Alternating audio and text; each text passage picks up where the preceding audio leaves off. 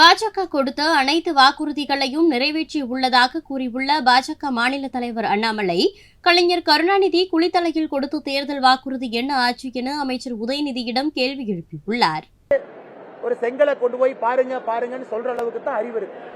அதனால்தான் தொடர்ந்து சொல்றோம், அரசியல்ல பக்குவப்படாதவர்கள், அறிவு இருக்கக்கூடியவர்கள், மக்களுக்கு சமுதாய பணி செய்பவர்கள் இவங்கெல்லாம் வராம வெறும் ஒரு தாத்தா அப்பா பேர் இனிஷியலை வச்சு வந்தாங்கன்னா ஒரு செங்கலை தூக்கிட்டு ஒரே செங்கலை காட்டக்கூடிய புத்தி மட்டும்தான் இருக்கு.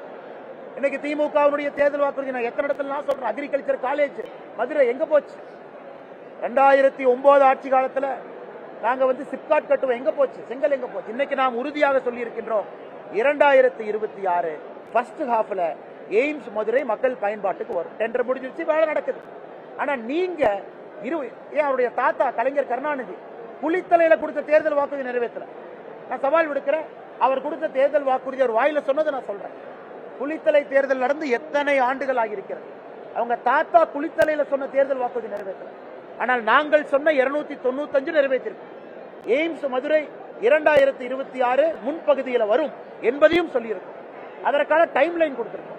ஆனா இவங்க 33 மாத காலமாக இவர்கள் செய்த சாதனையை சொல்லல. இவங்க என்ன பண்ணிருக்காங்க காணா. இவங்க செஞ்ச ஒரு 2 சாதனையை காணாம். இன்னும் நெகட்டிவ் பாலிடிக்ஸ் தூக்கிட்டு சுத்துறாங்க. 2024 பாராளுமன்றத்தில் மக்கள் இதற்கு பாடம் புகட்டுவார்கள்.